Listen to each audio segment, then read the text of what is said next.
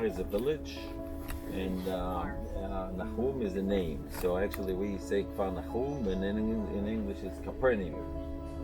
Probably during the years of translation from Hebrew to Greek to Latin to English, or like Armageddo become Armageddon, and so on and so on. Or Bethlehem, they say Bethlehem. So until today, we have a lot of places in this country which begins with Kfar, a village of Ezekiel, a village of this, village of that. So village of let's say village of Pastor Joe will be Kfar Pastor Joe. Kfar Joe. Kfar Joe. Joseph. Actually, we have Kfar Yosef, so maybe after you.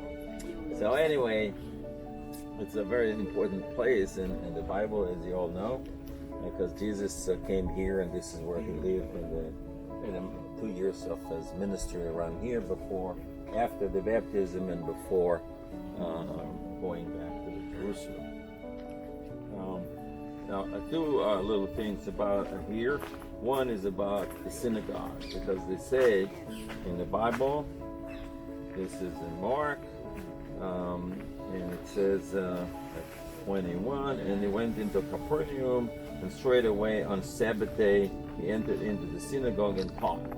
Okay, what happened? The synagogue is a place where today Jews pray.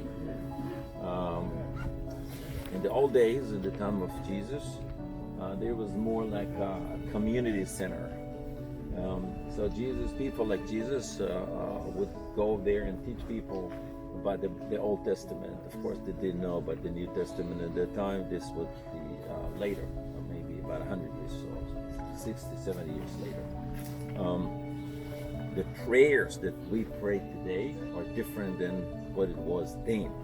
Actually, the prayers that Jews pray 3 times a day, and all the Jews in the world pray pretty much the same, which it's amazing.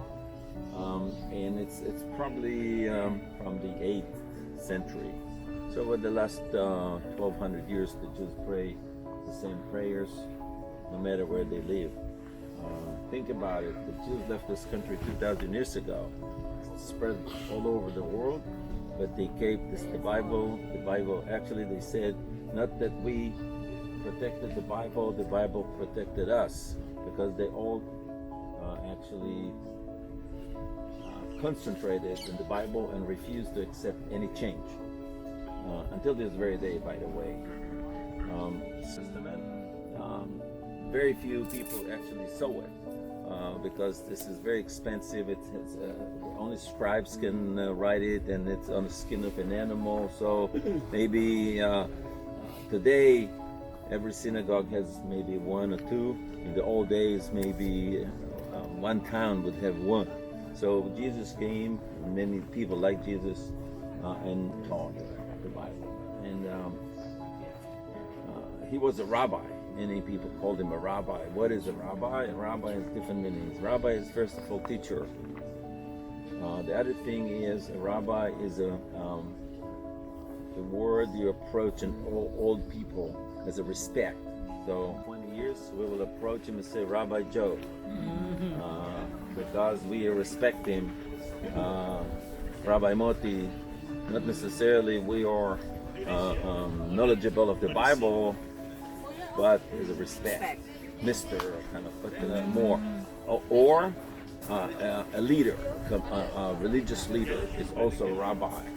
In Israel, we have rabbis who are appointed by the government, or leaders of a community.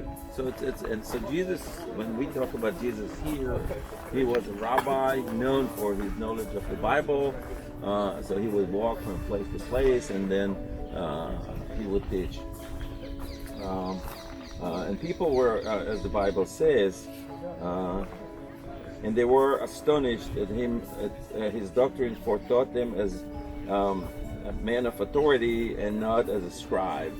I mean, that's probably, he was not part of the establishment, so to speak.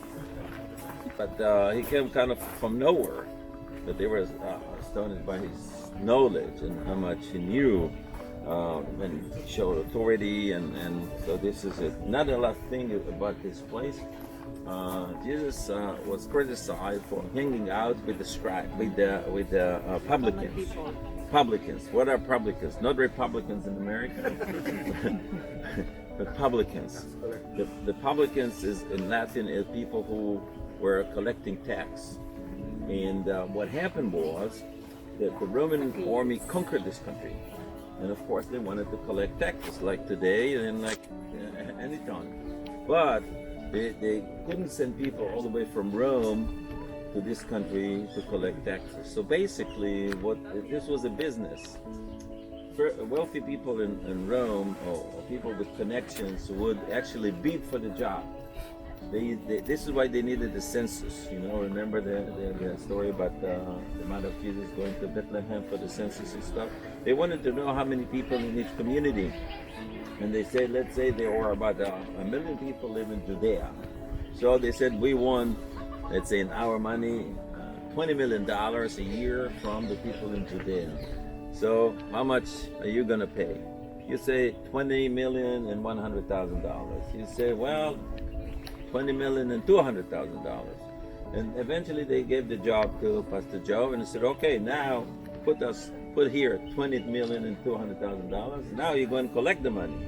It's not your problem, not our problem. Money down. Money down, of course. So Pastor Joe comes to this country and try to find people to collect the money, because Pastor Joe doesn't know where to go, he doesn't know everyone, and this is how it works. So now you go to a town and he said, oh, I want such and such money. So people are kind of not very happy with you. And if you cannot collect the money, you call the police, you call the army. So these were not people who were very fond of. And so Jesus said, well, these are the people I need to actually work with, because if you are not sick, you don't need a doctor. If you're sick, this is the people who need the treatment or needed to correct their ways. So this is why people criticize him, because they didn't see the big picture.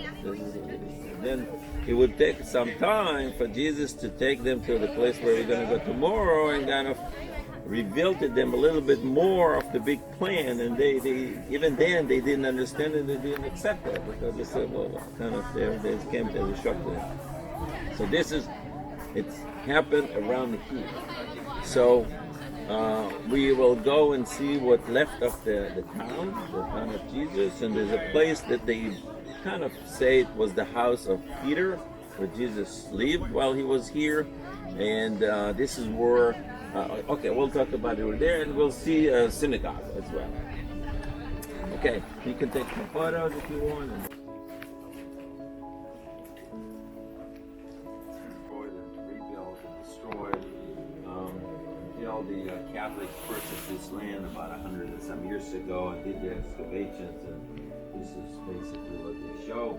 There's a little, it wasn't plaque, it's gone, that describe the different levels and layers, but it's not so important. What's important is to understand that this was it. But more significant in my eyes is what we see here. This is how the town was built. It's important because the people from here went to Jerusalem with Jesus. So now they lived in a town which was relatively big in those days, but still you can see size that building. So as long as they were with Jesus, they felt kind of comfortable because Jesus had been there before.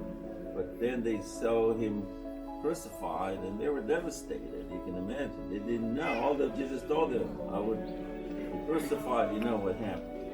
But they deep in their heart, they said, probably not happen, because who can die and rise again? But then they saw that, they were pretty devastated because they didn't know that this would happen until they saw it in their eyes, and then the whole thing happened. So again, it helps to understand where these people came from, and what, in addition to the excitement of what happened in Jerusalem, to understand Jerusalem was a big town, but the population almost tripled during the holidays. So from about 50,000 people, there were about 160,000 people. It's like today on high holidays. could hardly walk in the streets. And for these people, the crowd was something that they've never experienced in their life. So, and plus the holiday, which by itself is a very exciting time. And then all the political issues that took place and with Jesus, and then they saw him dead. This is to understand what happened with this one. They couldn't believe that this would happen. So again, now we know where they come from.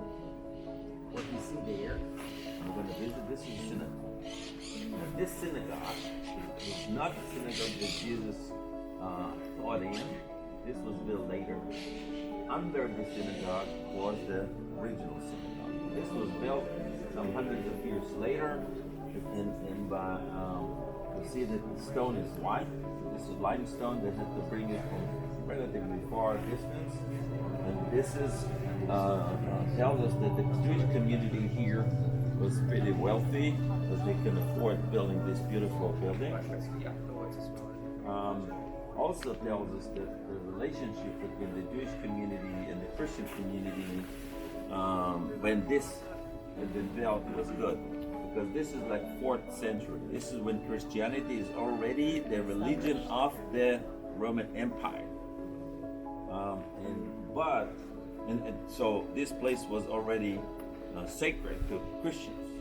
So now you have a Jewish synagogue and a Christian holy place. It tells us that the relationship were pretty good. All right, let's go and visit that place and talk a little bit about so they could actually lift the person through the roof, as it's described in the Bible. Now we understand why, because how do you get to the house, you know? There are numbers. See, first of all, people were short. Because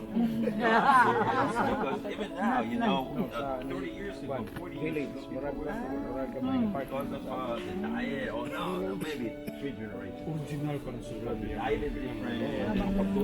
I don't know why. When I was in the military, the shoe size was around 10.5 to 11 was come if you needed 12, special order. Today, if you need 11 is special order, because the soldiers have like they're born very number. So it's Synagogue. come in, please. Now you visited the synagogue yesterday at the Right. village, and it was different. The big difference was that was not so big first. Second, people would sit around. You wouldn't have this column sectionally or this huge place. This is called a basilica. It's based on a Christian basilica. Basilica has come from the word basileos, the king. You go to Greece, even Italy, this is how they would build the palaces and the columns, exactly. So it divides the space in 3 pieces. And so this is a heavy influence of Christianity on Judaism at that time. So the Jews said, well, it's so beautiful, why don't we build this some kind of synagogue? The thing is that all the churches are facing east, right? When you go to a church, it's a Catholic church, always face east. The Jewish synagogue facing Jerusalem. So if you're in Philippines, you're facing west. If you're in America, you're facing east. If you're in South Africa, north or whatever. So the entrance would be the other way. So if Jerusalem is there, which is south of us, you expect people to enter from here facing Jerusalem.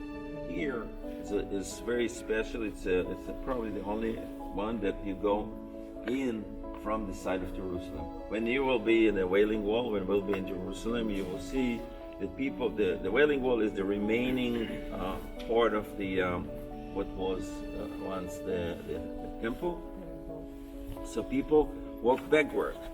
When they finish praying, they don't show their behind to the wall, but out of respect, they would walk this way. So it makes no sense that you enter the synagogue with your, back. The reason is probably is that when they built this, the city had already been built. So from technical reasons, they had to have the entrance from here. Otherwise, we see no reason.